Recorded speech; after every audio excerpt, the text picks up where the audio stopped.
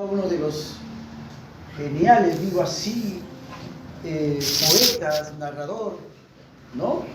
Julio Barco, que ha venido especialmente de Lima acompañando a Ladislao para estas conferencias magistrales. Es importante que sepan quién es nuestro gran invitado especial también de esta noche. Quisiera leerle brevemente porque es su hoja de vida. Él nació en 1991. Autor Me da pena que la gente crezca. Arte Idea Editores 2012. Respirar, La Chimba Editores 2018. Premio Gremio de Escritores. Arquitectura Vastísima, Editora Guaychumera 2019. Premio Huauco de Oro. Arder, Gramática de los Dientes de León, Editorial Higuerilla 2019. La música de mi cabeza, volumen 7, Lenguaje Perú Editores.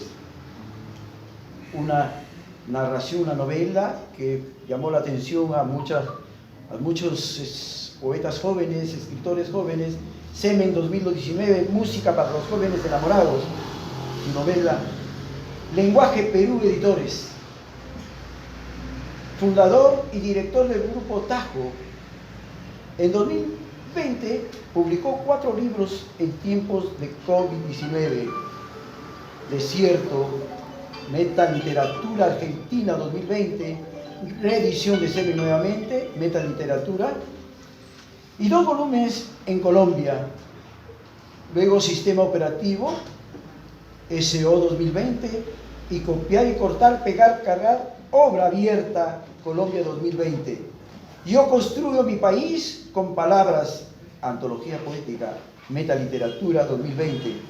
Respirar, poemario, segunda edición, mención honrosa, Fundación Concuerda, UDEP y Universidad de Piura 2020. Mosaico 2021, poemario editorial Astronómica Chile. Redactor de Literalgia, staff del Instituto Cultural Iberoamericano, ICI 2021. Gestor del proyecto cultural poético Río Hablador, que desarrolla proyectos de poesía en el Agustino. Por otro lado, es autor de la obra Semillas Cósmicas, Editorial Higuerilla 2021, y que fue premiada por el concurso Poeta Joven del Perú. Recibámoslo a nuestro gran invitado, Julio Barco, con el tema Tilce en el siglo XXI, influencia y devenir. Gracias, Julio. Gracias, Hugo, y primero saludar a todos esta noche. Para mí es doblemente especial. Por una parte, porque celebrar a Vallejo siempre es un tema que nos invita a pensar en la cultura de nuestro país. Y por otra parte, por celebrar el onomástico de mi buen amigo, el escritor, pintor, poeta, cuentista, un artista inclasificable, Ladislao Plasencia. Así que es una noche para mí especial y quiero de alguna forma esbozar el tema de hoy. Es un tema que quiero un poco cotejar con la propia poesía de mi tiempo, ¿no? Porque en el fondo yo creo que la gran tarea de Vallejo no ha terminado, ¿no? Los poetas jóvenes recuperamos el fuego de los del pasado y tratamos de hacer arder ese fuego. Y creo que más allá de un elogio o de pronto de sentarnos a poner una vela a Vallejo, yo creo que el mejor elogio, el mejor homenaje a un poeta como Vallejo es tratar de continuarlo, tratar de no hacer que muera su gran acción heroica, su gran talento, su gran genio, y creo que ese es el mejor homenaje que un artista de ese talento, de ese genio, de esa fe, de ese fervor puede recibir. Y justamente porque creo que la gran poesía vallejiana sigue y seguirá ramificándose en nuestro ADN, en la tradición de nuestro país, quiero empezar primero hablando de la obra que para mí es la más fundamental, ¿no? Yo creo que sin esta obra Ya lo dicen críticos como Harold Bloom, por ejemplo, el famoso autor del Canon Occidental. Y en general, muchos teóricos de la literatura afirman que Trilce, esta obra Trilce, que justamente se publicó hace 100 años, curiosamente una obra que todavía sigue muy fresca, que todavía no ha sido del todo interpretada, del todo comprendida, que como toda obra genial escapa a una mirada reduccionista, a una sola interpretación unilateral, y que puede ser todavía un espejo para las nuevas generaciones, ¿no? Trilce es una obra para mí la más importante de Vallejo. Sé que Poemas Humanos, España parte de mí este cáliz, lo vuelven a Vallejo un autor universal, porque ya los temas que toca, la guerra, Europa, etc. Sin embargo, yo creo que Trilce, como por ejemplo la obra de José María Arguedas, El zorro de arriba y el zorro de abajo, yo creo que estas obras tienen un voltaje, tienen una energía especial, una energía que nos habla no de pronto de una actitud contemplativa. Cuando leemos este diario de Arguedas, que es un diario que es el preludio a su muerte, a su suicidio, y cuando leemos Trilce, sentimos que el ser, la esencia que está narrándose ahí, el estro poético, el yo poético, el lirismo, nos electriza, porque no es una retórica de alguna forma empalidecida o grandilocuente. No, es la radiografía del hombre que sufre, es la mirada del hombre que busca con la palabra, con el lenguaje, defenderse de este sistema que nos vuelve cada día más monótonos, nos vuelve cada día más deshumanos. Y finalmente es el lenguaje que el poeta, que es finalmente el que le roba a la tribu, somos una tribu de símbolos, y el poeta es el que logra sacar de ese fuego de la tribu las ideas, las palabras. Y ahí la mirada de Rubén Darío, que de hecho es muy importante para entender a Vallejo. Rubén Darío dice: el poeta es un pararrayo de Dios, ¿no? El poeta es el que está sintiendo la vibración de un espacio-tiempo, como diría Einstein, y de alguna forma está logrando lo que decía Heidegger, ¿no? La palabra esencial, la palabra donde se encuentran las contradicciones y nos podemos de alguna forma reflejar. El espejo último de la especie, el ADN último de nuestra raza, es el lenguaje, y es obviamente en su expresión mayor, en su expresión más sublime, es poesía, ¿no? Y Vallejo, por eso mismo, en Trilce, yo creo, nos revela la incertidumbre, ¿no? Ya Vallejo entra a una época donde van a darse descubrimientos como lo de Heisenberg, ¿no? Heisenberg hablaba de la teoría de la incertidumbre, donde decía que atómicamente no podemos de alguna forma detectar el movimiento y el volumen de un átomo. O sea, el átomo se mueve, le tomas una foto, pero tú no puedes captar la velocidad y al mismo tiempo el peso. Y eso también, junto por otro lado a los teóricos de su época, como Taine, como por ejemplo Guyau, o los románticos, que Vallejo de hecho estudia en su tesis a los 23 años, Schlegel y todos los románticos de esa escuela, que de hecho el romanticismo es la primera escuela europea que se va a mirar a sí mismo y va a generar una reflexión. También tenemos a Goethe, por ejemplo. Entonces, toda esta amalgama de autores, Vallejo la va a usar para hacer esta obra llamada Trilce, porque no podemos olvidar, y es algo que yo siempre recuerdo, y quiero recuperar siempre para mi propia formación de escritor, al Vallejo como intelectual, ¿no? Vallejo, en esencia, es un lector voraz, es una persona que es muy disciplinada. Cuando Aya de la Torre se encuentra con Vallejo, Aya de la Torre se sorprende de que Vallejo no le gusta el fútbol, ¿no? No le importaba mucho el fútbol, se la pasaba leyendo, escribiendo, ganando premios, concursos, destacándose. Y de hecho ya Vallejo conocía toda la literatura del siglo de oro, que ya como dicen sus biógrafos amigos, él ya había devorado y había leído. Entonces Trilce no nace pues como dicen por ahí, de generación espontánea, es una consecuencia de tener el genio creativo de Vallejo, porque el genio no es el que copia y hace igual, el genio es el que, como algunos entienden, asimila y transforma.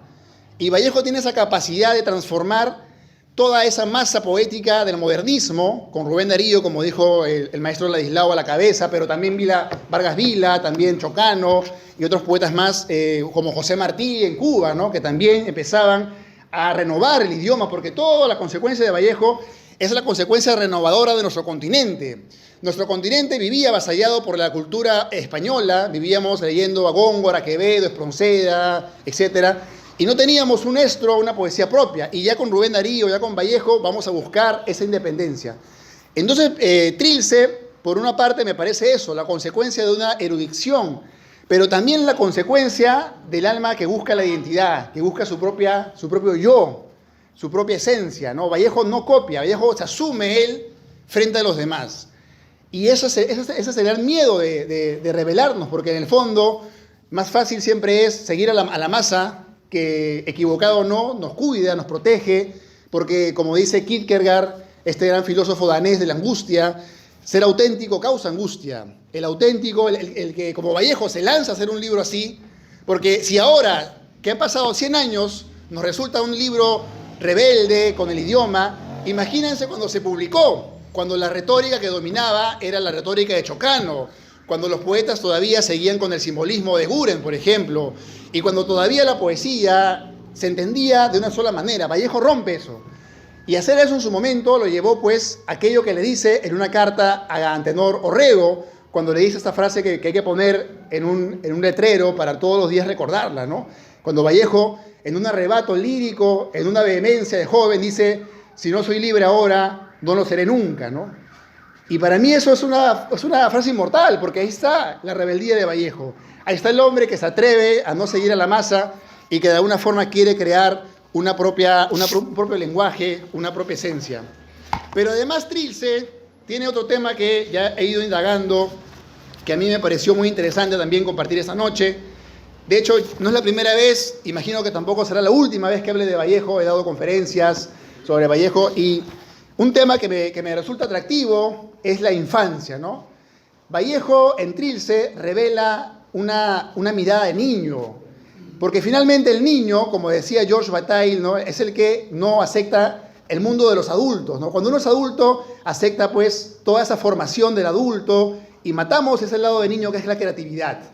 Y Vallejo, de alguna forma, como lo dice también su maestro, Antenor Orrego, es como si la poesía fuera un juguete y Vallejo la rompe, ¿no? Entonces, cuando tú rompes un juguete, rompes ese celular, Vallejo saca todo lo del celular y vuelve a armar otra poética, ¿no?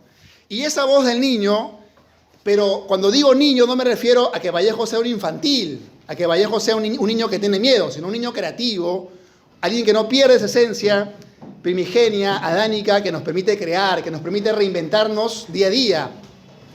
Y en este poema Vallejo, por ejemplo, revela esa infancia. Dice así: las personas mayores, ¿a qué hora volverán? Da las 6 el ciego Santiago y ya está muy oscuro. Madre dijo que no demoraría.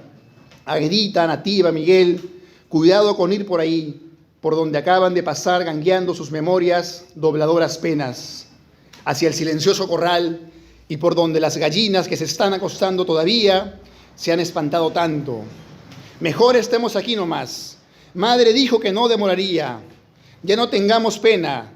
Vamos viendo los barcos. El mío es el más bonito de todos, con los cuales jugamos todo el santo día, sin pelearnos, como debe ser. Han quedado en el pozo de agua, listos, fletados de dulces para mañana. Aguardemos así, obedientes y sin más remedio, la vuelta, el desagravio de los mayores siempre delanteros, dejándonos en casa a los pequeños, como si también nosotros no pudiésemos partir. Aguedita, Nativa, Miguel, llamo, busco al tanteo en la oscuridad, no me vayan a haber dejado solo y el único recluso sea yo. Y bueno, este poema de Trilce a mí me resulta muy interesante para entrar, yo creo, a la mirada del niño que está en este libro, que es finalmente el hombre rebelde que no puede entenderse en este mundo que finalmente vivimos día a día, donde vivimos con horarios, con fechas, con tiempo, con una agenda donde no podemos tener de pronto un respiro lírico, si no vivimos en una máquina carnívora que, como decía Octavio Paz, nos va devorando, ¿no? Esa máquina que es el día a día que nos traga. Y si uno es como Vallejo, sensible, obviamente que se va a dar cuenta de esto y se va a revelar ante esto, y obviamente que su poesía va también a abrirnos esa mirada, esa sensibilidad. Pero Vallejo no solamente juega con sus hermanos. Este poema que les acabo de leer, el poema 3 de Trilce, es el juego del niño, habla de sus hermanos, de Miguel, Nativa, habla de los barcos, ¿no? Que están jugando con sus barcos, y Vallejo dice que su barco es el más bonito de todos, ¿no? Que es una forma muy variopinta, ¿no? de sentirse especial. Pero también habla Vallejo, por ejemplo, en Trilce, de esa ausencia de no compartir con su familia en la comida, del almuerzo, que sin duda en Vallejo, que era hijo de una familia grande, era pues toda una euforia, ¿no? Vallejo tenía esa predilección, esa hermandad, y en este poema Vallejo dice lo siguiente, ¿no? He almorzado solo ahora y no he tenido madre, ni súplica, ni sírvete, ni agua, ni padre que en el facundo ofertorio de los choclos pregunte para su tardanza de imagen por los broches mayores del sonido. ¿Cómo iba yo a almorzar? ¿Cómo me iba a servir de tales platos distantes esas cosas cuando abrace quebrado el propio hogar, cuando no asoma ni madre a los labios? ¿Cómo iba yo a almorzar? No nada. Y bueno, acá vemos también que esa imagen de la orfandad se va revelando.